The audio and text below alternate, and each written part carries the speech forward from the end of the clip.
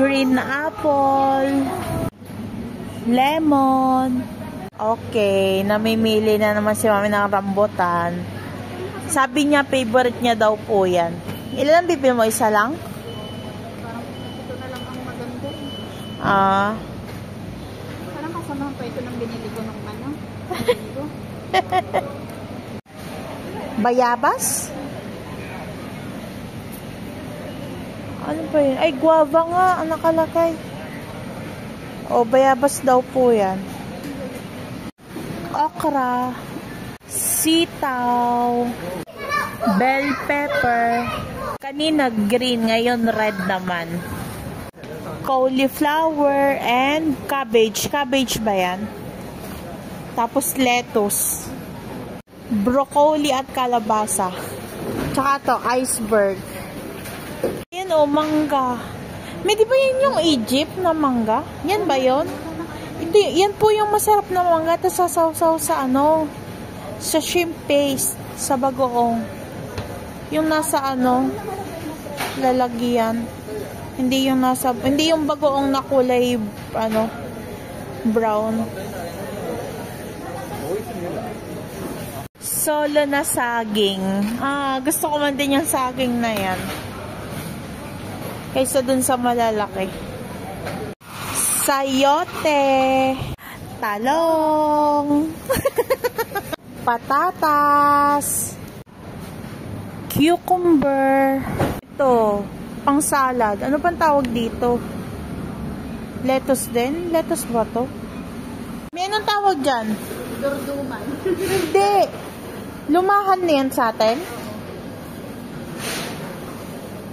Ito. Yan.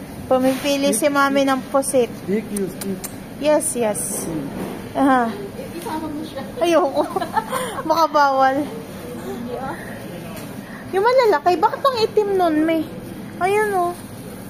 Sobrang itim. Ayan o. Hi, how are you?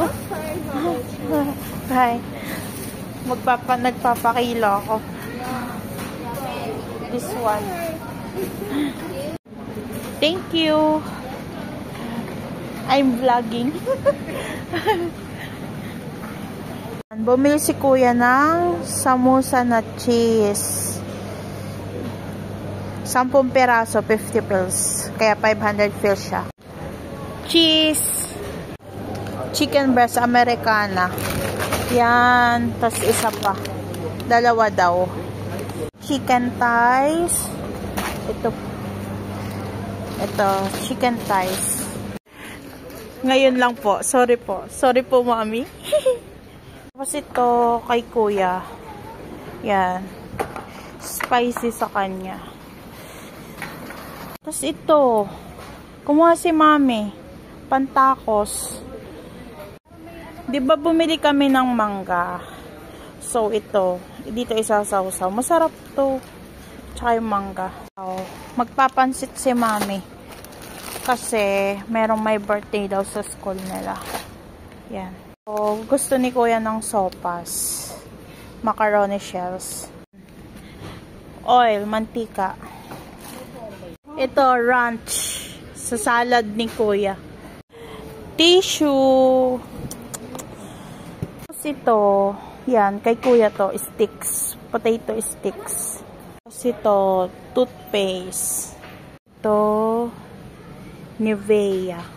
Ito, gusto ni mami. Alam niyo yung fita sa Pilipinas? Ito yon, ganito yon. Ayan o, ganyan. Ito, evaporated milk na maliliit, pang tsaa at pang kape. Ito, evaporated milk pang sopas naman. Tapos ito daw kay Rosie.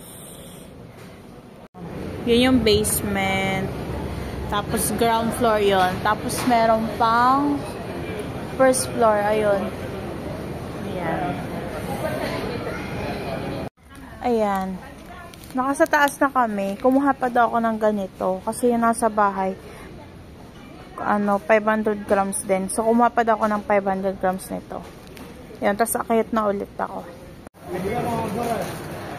Alam nyo ba, ganito ang bare face ko. Yan, ganyan talaga. Ayan, pauwi na po kami. Ayun si Kuya, nasa unahan. Salamat po sa panonood. Bye!